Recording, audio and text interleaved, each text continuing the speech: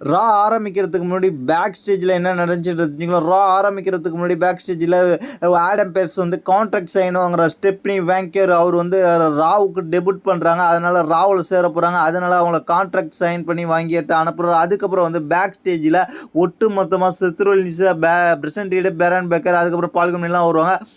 அதுக்கப்புறம் மைக்கேல் கோல் சட்டை கலட்டோன்னே Indian பேசர்ஸ்ன்ற basket பால் டீமுக்கு சப்போர்ட் பண்ணுற மாதிரி அதை பற்றி பேசிக்கிட்டு இருப்பார்.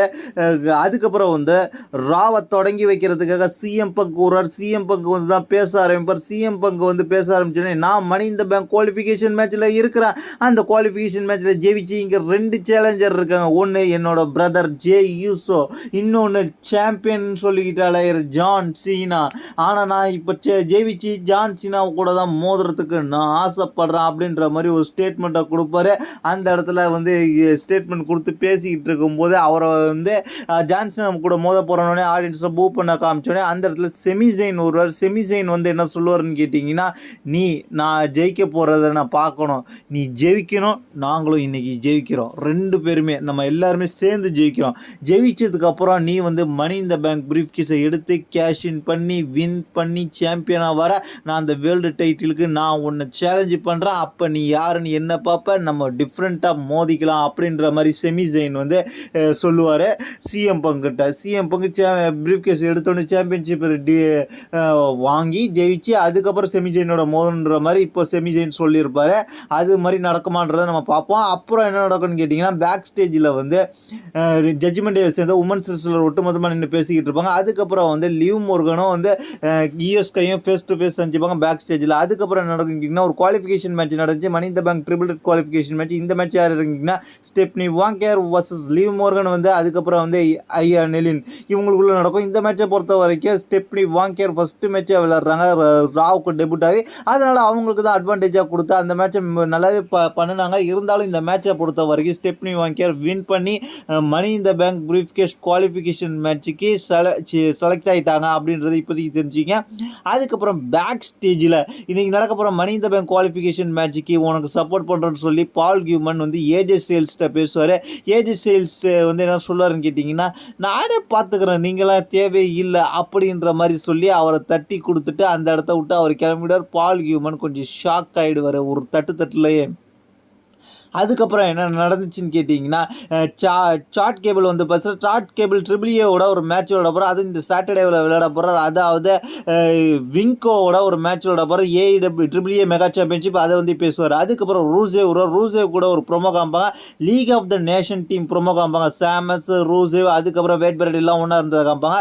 அதுக்கப்புறம் என்ன நடக்கும்னு கேட்டிங்கன்னா, சாமஸ் பேக் ஸ்டேஜில் என்ன நடக்கும்னு கேட்டிங்கன்னா, அரிக்டோஸோக்கு பேசிக்கிட்டு இருப்பார். அதுக்கப்புறம் என்ன ஜட்ஜ்மெண்ட் டே வருவாங்க. ஜட்ஜ்மெண்ட் டே வர்சஸ் வைக்கிங் ரைடர்ஸ் இவங்களுக்குள்ள ஒரு டாக்டே மேட்சஸ் கன்ஃபார்ம் பண்ணியிருப்பாங்க. இந்த டாக்டே மேட்சஸ்க்காக வருவாங்க. இந்த டாக்டே மேட்சஸ்க்காக ஜட்ஜ்மெண்ட் டேக்கு சப்போர்ட் பண்ணுறதுக்கு யார் இருந்திருப்பான்னு கேட்டிங்கன்னா, ராக்ஸ்னி வந்திருப்பாங்க. ராக்ஸ்னி வந்து டிஸ்ட்ராக்ட் பண்ணது மூலியமாக வார் ரைடர்ஸை போட்டு ஸ்டாம்ப் போட்டு ஃபினிஷர் போட்டு வின் பண்ணுவார்.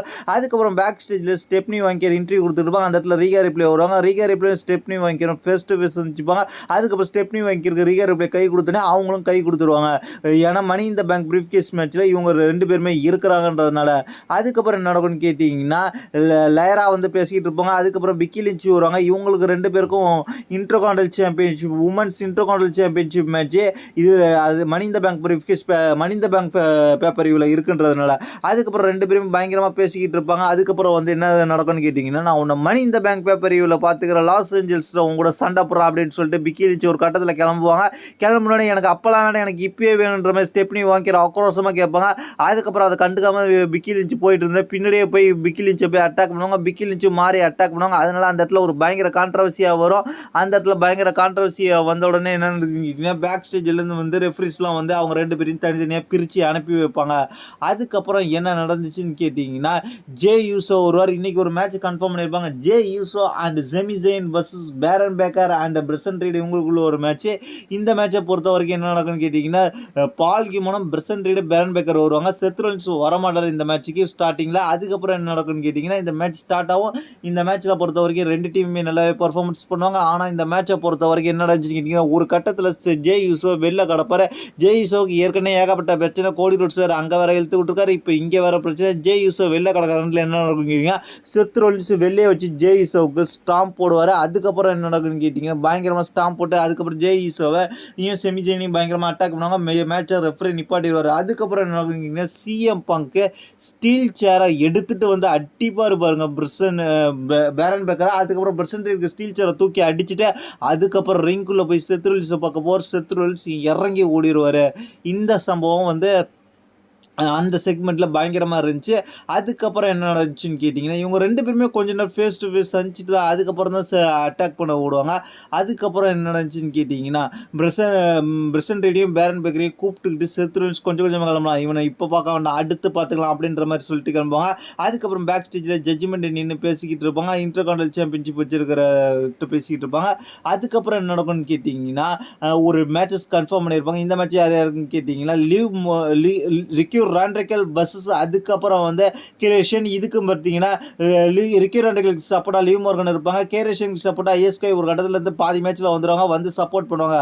அதுக்கப்புறம் இந்த மேட்சை வந்து வின் பண்ணது யாருன்னு கேட்டிங்கன்னா, அதாவது கெய்ரேஷன் வின் பண்ணிடுவாங்க. அதுக்கப்புறம் என்ன நடக்கும்னு கேட்டிங்கன்னா, பேக் ஸ்டேஜில் செமிசைன் வந்து ஐஸ் பாத் எடுத்துக்கிட்டு இருப்பார். ஐஸ்க்கு வச்சு ஒத்தரம் கொடுத்துட்டு இருப்பாங்க. அந்த இடத்துல கேரன் கேஷ் வந்து பார்ப்பார். என்னடா உனக்கு பிரச்சனை செமிசைன் கடுப்பாக கேட்பார். லாஸ்ட் மந்த்தாகவே என்னைய பார்த்து பார்த்துக்கிட்டே இருக்கிற, உனக்கு என்ன வேணும்னு கேட்பார். எனக்கு நீ தான் ப்ராப்ளம் பண்ணிக்கிட்டு இருக்குன்னு சொல்லி கேரன் கேஷும் செமிசைனும் முறைச்சிக்கிட்டு இருப்பாங்க. அந்த இடத்துல 2 பேரும் மாறி மாறி ப்ளேம் பண்ணிக்கிட்டு இருப்பாங்க. அதுக்கப்புறம் என்ன நடக்கும்னா, ஜே யூசோ வர்சஸ் கந்தருக்கான ஒரு பெரிய ப்ரொமோ வைப்பாங்க. ஏன்னு கேட்டிங்கன்னா, அவங்க வந்து எப்படி ரெசல்மேனியாவில் ஜே யூசோ சாம்பியன் ஆனார், அதுக்கப்புறம் வந்து கந்தர் எப்படி சேலஞ்ச் பண்ணார் எல்லாத்தையுமே காமிப்பாங்க. அதுக்கப்புறம் பேக் ஸ்டேஜில் உட்காந்துருக்கிற ஜே யூசோவை அவரோட ரூமில் போய் கந்தர் சந்திப்பார். கந்தர் வந்து சொல்லுவார், எனக்கு உனக்கு கூட மேட்ச்க்கு ஏற்கனவே கன்ஃபார்ம் பண்ணுச்சு, இந்த மேட்ச் எப்போ நடக்க போகுதுன்னு கேட்டிங்கன்னா அடுத்த வாரம் அப்படின்ற மாதிரி சொல்லுவாங்க.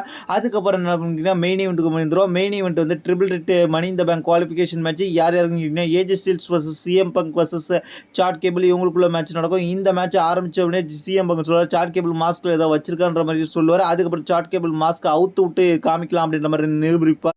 ஒரு கட்டத்தில் இந்த மேட்ச்சில் வந்து ஏஜே ஸ்டைல்ஸ் நல்லா டாமினேட் பண்ணியிருப்பார். ஒரு கட்டத்தில் சிஎம் பங்கு இந்த மேட்சை வந்து முடிச்சிடலான்னு நினைக்கிறார். இப்போ நேரத்தில் என்ன நடக்கும்னு கேட்டிங்கன்னா, சிஎம் பங்கு ஜிடிஎஸ் போட்ட உடனே பின் பண்ண நேரத்தில் என்ன நடக்கும்னு கேட்டிங்கன்னா, காலை வாரி விட்டுறார் பேரன் பேக்கர். அதுக்கப்புறம் பிரசிடென்ட்டும் வந்து அட்டாக் பண்ணி வச்சுருவாங்க. சிஎம் பங்கு ஹெல்ப் பண்ண விதமாக யார் வருவாங்க, செமி ஜெயின் ஜெய்ஸும் வருவாங்க. அதுக்கப்புறம் ஏஜே ஸ்டைல்ஸ் ஜெயிக்க போகிற நேரத்தில் 4 ஆர்ம்ஸ் போகிற நேரத்தில் ஏஜே ஸ்டைல்ஸை தள்ளி விட்டுருவாங்க.